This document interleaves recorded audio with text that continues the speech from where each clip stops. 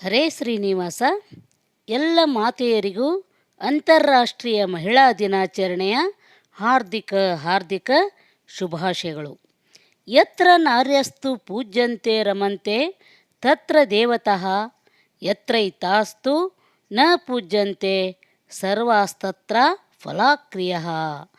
ಅಂದರೆ ಎಲ್ಲಿ ನಾರಿಯರು ಪೂಜಿಸಲ್ಪಡುತ್ತಾರೋ ಅಲ್ಲಿ ದೇವಾನುದೇವತೆಗಳು ವಾಸಿಸುತ್ತಾರೆ. ಎಲ್ಲಿ ನಾರಿಯರು ಪೂಜಿಸಲ್ಪಡುವುದಿಲ್ಲವೋ ಅಲ್ಲಿ ಮಾಡಿದ ಎಲ್ಲ ಕ್ರಿಯೆಗಳು ವ್ಯರ್ಥವಾಗ್ತವೆ ಅಂತ ಸುಭಾಷಿತದಲ್ಲಿ ಹೇಳಲ್ಪಟ್ಟಿದೆ. ಅಂದರೆ ಸನಾತನ ಧರ್ಮದಲ್ಲಿ ನಾರಿಯರಿಗೆ ಒಂದು ವಿಶೇಷವಾದ ಸ್ಥಾನಮಾನವಿದೆ.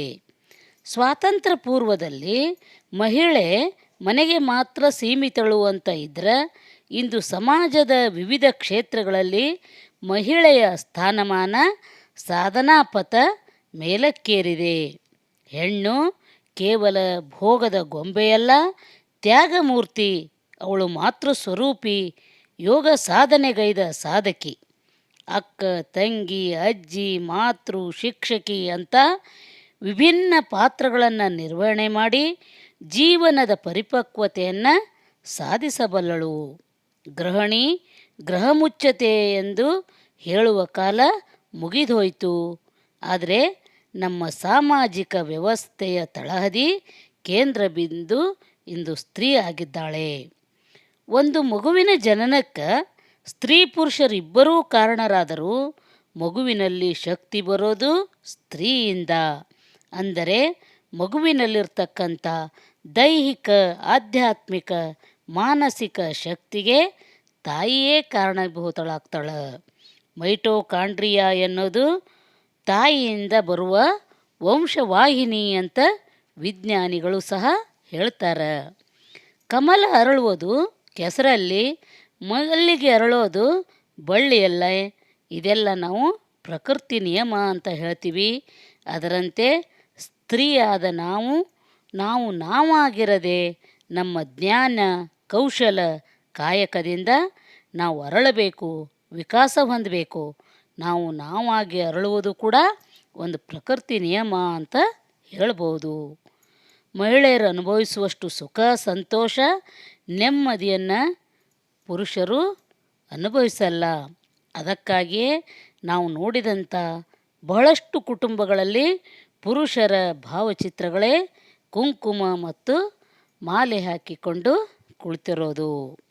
ಸನಾತನ ಧರ್ಮವನ್ನು ಅಭ್ಯಸಿಸಿದಾಗ ಸೀತೆ, ದ್ರೌಪದಿಯಂಥ ಮಹಿಳೆಯರು ರಾಜಮನೆತನದಲ್ಲೇ ಹುಟ್ಟಿ ಸಾಕಷ್ಟು ಭೋಗ ಭಾಗ್ಯಗಳನ್ನು ಅನುಭವಿಸಿ ವನವಾಸದಂಥ ಕಷ್ಟ ಸಮಯದಲ್ಲಿಯೂ ಸಹ ವಿಚಲಿತರಾಗದೆ ಅಚಲರಾಗಿದ್ದನ್ನು ಕಾಣ್ತೀವಿ. ಕಷ್ಟ ಅಂತ ಈಗಿನಂತೆ ಅವರು ವಿಚ್ಛೇದನಕ್ಕೆ ಕೈ ಹಾಕದೆ ಹೃದಯವಂತಿಕೆ ತೋರಿದ್ದರಿಂದ ಅಹಲ್ಯ, ಸೀತಾ, ತಾರಾ, ಮಂಡೋದರಿ, ದ್ರೌಪದಿ ಪಂಚಕನ್ಯಾ ಸ್ಮರೇ ನಿತ್ಯಂ ಮಹಾಪಾತಕ ನಾಶಕಂ ಅಂತ ನಾವು ಹೇಳ್ತಾ ಇರ್ತೀವಿ. ಮೋಹ, ಸ್ವಾರ್ಥ, ಭೋಗ ಇದೆಲ್ಲ ಮೇಕಪ್ ವಸ್ತು ಇದ್ದಂತೆ. ಅದಕ್ಕೆ ಇವುಗಳಿಗಿಂತ ನಾವು ಆಂತರಿಕ ಸೌಂದರ್ಯ ಹೆಚ್ಚಿಸುವಂಥ ಪ್ರೀತಿ, ತ್ಯಾಗಕ್ಕೆ ಮಹತ್ವ ಕೊಡಬೇಕು. ಹೆಣ್ಣು ತನಗಾಗಿ ಬದುಕೋಕ್ಕಿಂತ ತನ್ನವರಿಗಾಗಿ ಬದುಕ್ತಾಳೆ.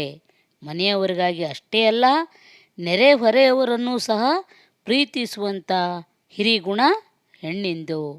ಅದಕ್ಕೆ ಹೇಳೋದು, ಯಾರು ಪ್ರೀತಿಯನ್ನು ಕೊಡ್ತಾ ಬದುಕ್ತಾರೋ ಅವರು ಬೆಳೀತಾರೆ, ಯಾರು ಕೇವಲ ಇಸ್ಕೊಂಡು ಬೆಳೀತಾರೋ ಅವರು ಕುಗ್ತಾರೆ ಅಂತ.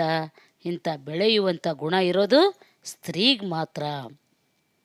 ಈಗಿನ ಸಾಮಾಜಿಕ ಬೆಳವಣಿಗೆಯನ್ನು ನಾವು ಗಮನಿಸಿದಾಗ ಸ್ತ್ರೀ ಪುರುಷರಿಬ್ಬರೂ ಸಹ ಸರಿ ಸಮಾನರು ಅಂತ ಹೇಳ್ತಾರೆ. ಆದರೆ ನಾನು ಹೇಳ್ತೀನಿ, ಮಾತೃತ್ವ ಭಾಗ್ಯವನ್ನು ಹೊಂದಿದಂಥ ಸ್ತ್ರೀ ಪುರುಷನಿಗಿಂತ ಒಂದು ಕೈ ಮೇಲು ಅಂತ. ಇನ್ನು ದೇಶ ಪ್ರೇಮದ ಬಗ್ಗೆ ಹೇಳ್ತಾ ಇರಬೇಕಾದ್ರೆ ನಾವು ಭಾರತ ಮಾತೆ ಅಂತ ಹೇಳ್ತೀವಿ ಹೊರತು ಭಾರತ ಪಿತಾ ಅಂತ ಅಲ್ಲ.